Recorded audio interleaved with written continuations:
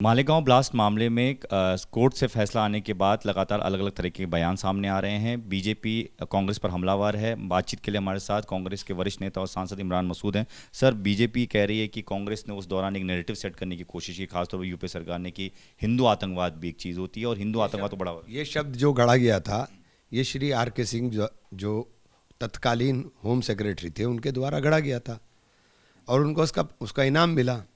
R.K. Singh साहब को केंद्र सरकार के अंदर मंत्री पद से नवाजा गया, 10 साल मंत्री रहे। तो ये जो भाजपा नैरेटिव बनाने का प्रयास करती है, अपने चीज़ों को समझे कि देश बेवकूफ़ नहीं है, देश की समझ में सब आता है। और जहाँ तक इनके बरी होने का सवाल है, तो इससे ज़्यादा उम्मीद क्या की जा सकती है? इससे ज़्यादा उम्मीद क्या की जा सकती है? जो लोग मरे हैं उनके साथ इंसाफ तो हुआ नहीं। ब्लास्ट भी हुए, वो जो स्कूटर था जिसको बता रहे वो स्कूटर किसके नाम था, वो सारी चीज़ें दी गई।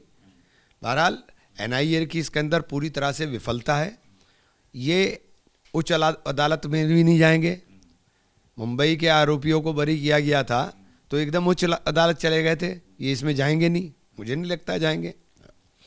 तो ये सब चीज़ें हैं जो देश के अंदर हो रही हैं और ये मेन मुद्दों से ध्यान हटकाने की कोशिश है। देश हमारा गर्त में चला गया है, अर्थव्यवस्था तबाह हो चुकी है, उसके ऊपर ध्यान नहीं देंगे।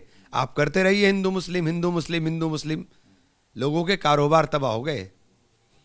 कुछ दिनों में कटोरा हाथ में आने की नौबत आने वाली है इस देश के अंदर लोगों के, जिस रास्ते के ऊपर हम जा रहे हैं। सर, उस दौरान ATS जो जांच करी थी उसके जो अब इसे छोड़ दीजिए ना, इस हिंदू मुस्लिम वाले इशू को आप लोग भी बहुत चलाते हो, छोड़ दीजिए इस इशू को।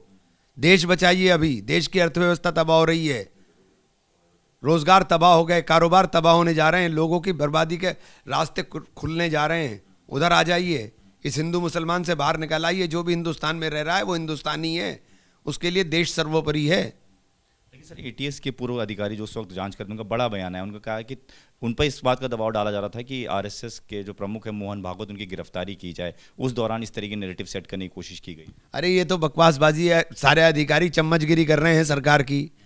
हाँ, अगर दबाव डाला जा रहा था तो तब क्यों नहीं बोला? अब क्यों बोल रहा है? तब क्यों नहीं बोला भाई? R.K. सिंह कौन है? होम सेक्रेटरी थे उस वक्त, सारा नैरेटिव उन्होंने सेट किया। लगातार सर बीजेपी जिस तरीके के बयान दे रही है, दिग्विजय सिंह का बयान याद दिला रही है, शिंदे जाफ का बयान याद दिला रही है, तो उस दौरान के बयानों को और आप जो फैसला है उसको आप ढूंढते रहिए हिंदू मुसलमान के चश्मे में। आप ये जब ये पैंट भी नहीं बचेगी ना अपने तन के ऊपर और शर्ट भी नहीं बचेगी अपने तन पे, आपकी समझ में आ जाएगा। आप ढूंढते रहिए हिंदू मुसलमान के अंदर नफरतें।